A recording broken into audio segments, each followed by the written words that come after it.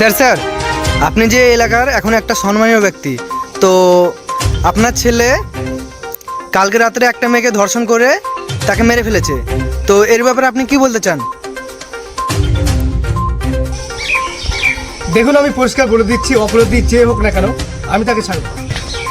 আমার এলাকায় কোনো মেয়ের সঙ্গে এরকম একটা ঘটনা ঘটবে আর আমি চুপচাপ বসে থাকবো, এটা আমি কখনোই বরদাস্ত করবো না। একটা কথা মনে রাখবেন, আইন সবার জন্য সমান, আর সেটা আমার ছেলে হোক বা অন্য কারো, ওর কঠোরতম কঠোর শাস্তি হবে। আমি মনে করব তার এমন শাস্তি হবে যেন ভবিষ্যতে কোনো ছেলে এরকম নোংরামি কাজ যেন আর না করে।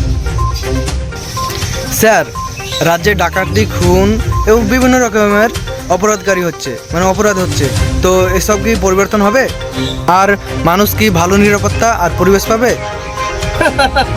এ কি বলছো তুমি? আমি থাকতে জনগণের এক ফোঁটা কষ্ট হবে না। আমি যা বলি তা করে দেখা, তোমরা শুধু অপেক্ষা করো, সামনে আমি কি করি সেটাই দেখা। ধন্যবাদ স্যার। সত্যি বলতে আপনি নিজের ছেলেকে পুলিশের হাতে তুলে দিয়ে এটা প্রমাণ করেছেন যে আপনি সব নেতাদের থেকে আলাদা। দেশের মানুষের কথা আপনি সত্যি মন থেকেই ভাবেন। একটা কথা মনে রাখবেন, আমি বাইরে থেকে খুব ভদ্র মানুষ দেখাই, কিন্তু অপরাধীদের জন্য আমি খুবই ভয়ঙ্কর। মানে কি বলছেন স্যার? কিছু বুঝতে পারলাম না। মানে আমি বলতে চাইছি, এই রাজ্যে কোনো হারামিদের কোনো ছাড় নেই। ও আচ্ছা স্যার। ঠিক আছে, আজ এ পর্যন্ত, আমার কিছু জরুরি কাজ আছে। এই চলো।